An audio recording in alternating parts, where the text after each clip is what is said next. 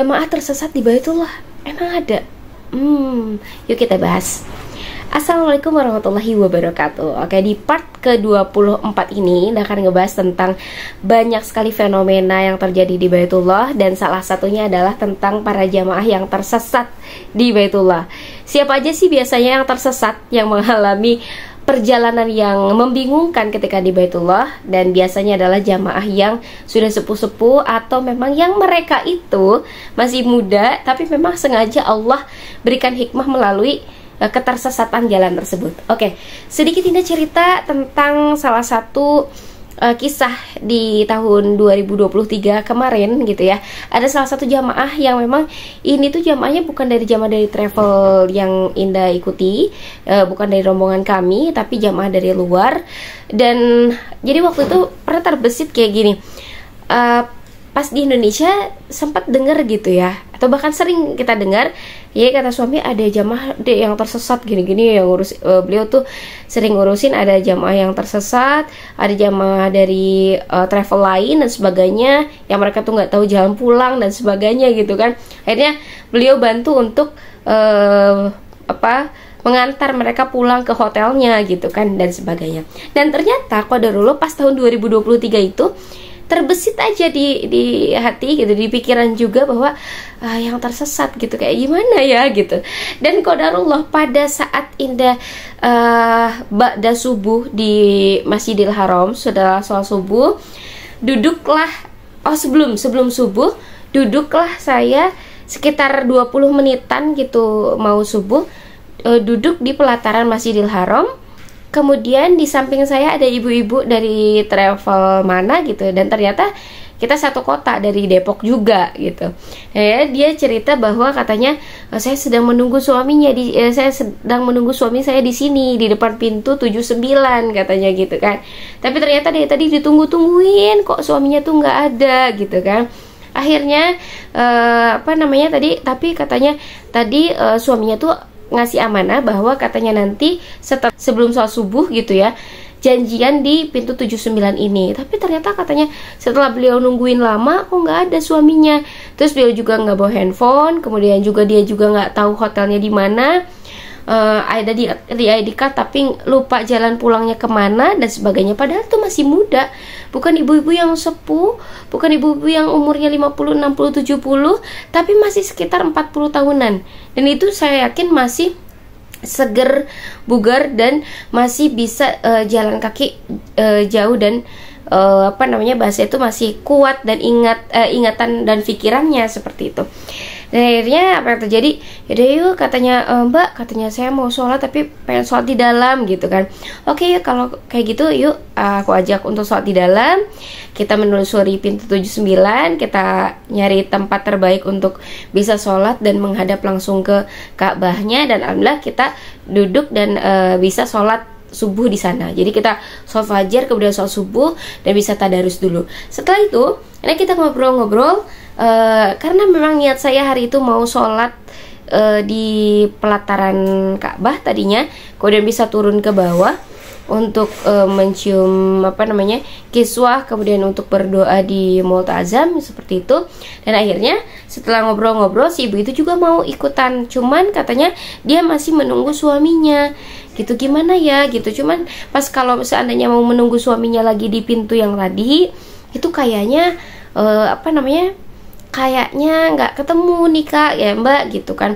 Akhirnya katanya boleh nggak saya ikut Mbak untuk ikut ke bawah juga gitu, untuk ke megang kiswah atau sholat di Hijr Ismail. Oh boleh, kata saya gitu. Turunlah kami ke bawah ke pelataran Ka'bah, kemudian kita menuju ke Hijr Ismail. Saya ngajak orang tersebut, ibu tersebut, dan ada videonya ya. Di salah satu file-file saya itu ada videonya, bukan video, mohon maaf, ada fotonya. Saya ngajak beliau ke bawah, dan saya ngajak beliau untuk pegang kiswah. Kemudian saya ngajak beliau untuk antri di Hijr Ismail. Itu sedikit lagi akan menuju ke Hijr Ismail, tapi si ibunya gelisah pengen pulang ke hotel dan minta aku antarin. Padahal aku bukan tour leadernya, padahal aku bukan mutawifnya. Tapi karena memang ya rasa kasihan juga gitu sama beliau gitu kan, nggak tahu jalan pulang, terus gelisah juga. Padahal bentar lagi nih deket ke Hijr Ismail kan kita bisa minta sama Allah gitu ya, di depan Ka'bah kita bisa minta ke Allah, kita juga bisa sholat di Hijr Ismail dulu agar hati kita tenang. Karena apa? Karena yang terjadi bahasanya gini, di Indonesia insya Allah nanti kita bisa ketemu lagi suami kita gitu. Tapi kalau seandainya di Ka'bah gitu ya, Baitullah, ini kesempatan ya bisa jadi nggak akan kita dapetin lagi gitu kan. Jadi tadinya Indah menyarankan untuk yuk ibu kita berdoa di Multazam, kita pegang dulu kiswahnya, dan kita sholat dulu di Hijr Ismail gitu, karena udah deket banget nih bu gitu mau masuk ke Hijr Ismail. Tapi akhirnya beliau gelisah terus dan minta aku untuk mengantarkan. Tapi kalau seandainya aku nggak nganterin dia, kata dia, nggak apa-apa aku sendiri. Tapi kan kasihan ya, dari tadi beliau tersesat, nggak tahu jalan pulang, nggak tahu nama hotelnya, nggak tahu pulangnya ke arah mana dan sebagainya. Akhirnya ya udah bu, jadi di sana saya mohon ampun kepada Allah Subhanahu Wa Taala dan meminta petunjuk kepada Allah Subhanahu Wa Taala agar apa? Agar aku gitu ya, saya pribadi bisa mengantar si ibu tersebut ke hotel, dan mudah-mudahan si ibu ini bisa sampai ke hotel dengan ketemu dengan para jamaah dan bisa bertemu dengan suaminya kembali. Akhirnya aku anterin dan turun, dan ternyata itu subhanallah jarak hotelnya tuh jauh sampai ke belakang, ke pelosok gang-gang kecil kayak gitu. Kita nyari-nyari, ibu hotelnya di mana gitu. Saya lihat di ID card kan biasanya di ID card itu ada nama hotelnya, dan nanya-nanya ke petugas juga di Masjidil Haram juga pada nggak tahu gitu kan. Terus aku cari di Maps juga nggak ada nama hotel tersebut. Kemudian nomor tour leadernya juga nggak bisa dihubungi, nomor motoifnya nggak bisa dihubungi. Itu lengkap sekali. Dan saya minta ampun sepanjang jalan ya Allah, tapi sambil ajak si ibunya happy ngelihat merpati sambil jalan ke bawah gitu, ke belakang ke Jabal Umar dan sebagainya. Ini ibu sambil kita jalan, kita telusuri, tapi kayaknya masih gelisah terus si ibunya itu. Bu, kata saya, ini kan di Mekah ya, tempat yang mustajab, kata aku. Yuk ibu doa yuk gitu kan, agar apa? Agar bisa ibu itu mendapatkan rahmat dari Allah, mendapatkan ampunan dari Allah, dan mendapatkan petunjuk dari Allah Subhanahu Wa Taala, dan husnuzon sama Allah, pasti bisa ketemu. Akhirnya setelah kita ikhlas, ya Allah saya ikhlas, ya Allah saya ikhlas gitu, saya minta izin kepada suami dan kepada para jamaah untuk mengantarkan dulu nih ibu-ibu ini karena tersesat gitu ya. Setelah itu alhamdulillah berapa menit kemudian ternyata ketemu si hotelnya. Kemudian juga ya namanya tuh memang agak-agak asing lah nama hotel tersebut, kayak Pondok Hotel Bintang 3 mungkin ya gitu kan. Kemudian saya ajak beliau ke lift, ibu betul nggak ini hotelnya? Ya betul-betul katanya gitu ya. Kita nanya-nanya ke pelosok-pelosok, luar biasa sih. Naiklah ke lift, ibu di lantai berapa? Di lantai ini, kamar ini. Oke, kita naik ke atas, dianterin, dan setelah itu si ibunya masuk ke ke kamar. Dan dia cuman gini, ya mbak makasih banyak ya mbak, udah gitu dah. Jadi oke, udah kita nggak boleh berharap berterima kasih, manusia berterima kasih kepada kita. Yang jelas kita berterima kasih kepada Allah, kita bersyukur kepada Allah karena Allah sudah membimbing aku untuk berjalan ke jalan yang benar, yang bisa ngajakin si ibu itu bisa sampai ke tempat tujuan. Sesampainya sudah si ibu di kamar, ketemu sama jamaahnya juga nyariin dia, ibu kemana aja dari tadi? Oh, sampai betul-betul ditanyain si ibunya. Jadi terus saya pamitan turun ke bawah, insya Allah saya tahu jalan pulang. Kata saya tuh turun naik lift. Pas udah turun dari lift itu ketemulah pas buka lift itu tiba-tiba ada bapak-bapak yang sama pakai ID cardnya, sama shawlnya gitu kan. Saya tanya, bapak dari travel ini ya gitu kan.